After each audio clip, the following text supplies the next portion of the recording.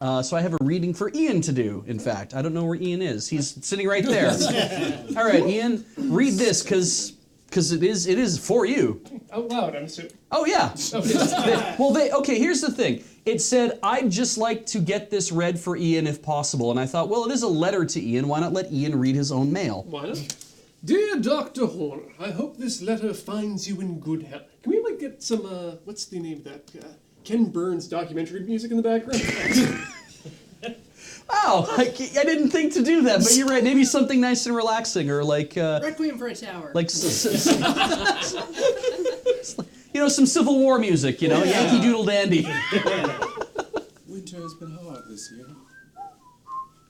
I mean, especially with this stovepipe top hat here. Dearest Martha, we've run out of detergent for our body pillows.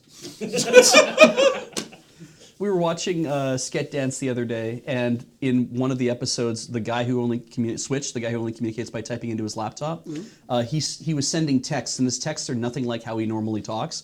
But one of his texts that he sent is like, "How are you doing as the weather gets colder? I find that the autumn is whatever." He wrote a text message that started like a classical, piece of correspondence that you do like in ancient Japan. That's how they used to write. That you had to do that before you could get to the point of the letter, and he started texting like that because he didn't really want to write the thing he was trying to write. And I was dying laughing when I saw it, because I was just like, that is such a subtle thing that if you don't know that's the etiquette, then it's like you don't get the joke at all. All right, I'm just going to get going here. Dear Dr. Horner, I hope this letter finds you in good health. I wanted to take some time to thank you for being somewhat of a role model to me. Allow me to explain. Over the 7+ years I've been watching LRR, my perception of you has shifted from, look, the internet man is funny, to, this is how I want to be. You're such a wealth of knowledge, ranging from cars to anime figures, and so much in between. Speaking of anime, for the longest time I was bullied at school for liking anime. Something about cartoons being for kids, or whatever. And after a bit I figured that maybe I wasn't supposed to like anime. Then here comes Ian, who is not only openly a massive weeb, but is celebrated and appreciated for it. After that, I realized that people don't have to accept what I like, as long as I accept that I like it. So thanks, Ian.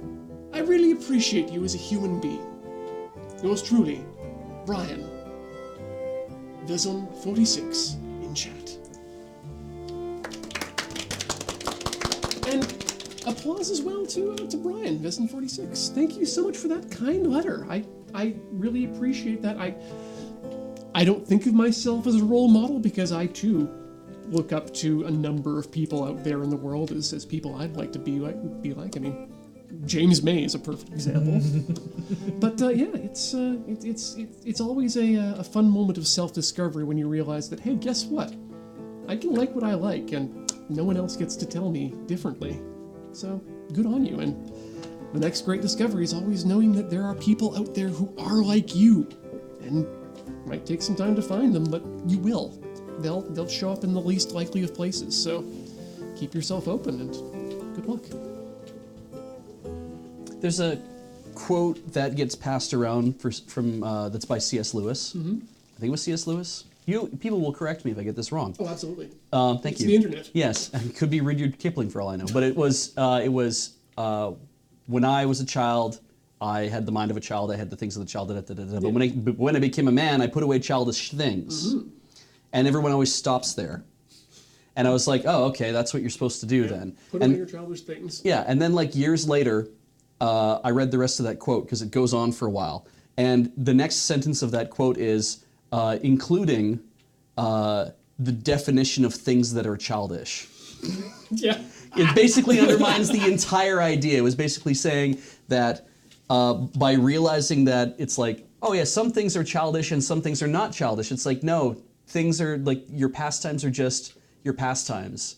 And if you are judging them based on your age, that I'm not allowed to do X anymore, I'm not allowed to do Y anymore, then you're not actually enjoying like what life has to offer. You know, people will mature and their tastes will change, and you're supposed to allow yourself to do that. But you should never feel like if your tastes have changed, then that's fine. But if your tastes haven't changed, then you shouldn't feel guilty about liking the things that you like. And I thought that was really great because I'm like, wow, we got so screwed on that quote for like decades.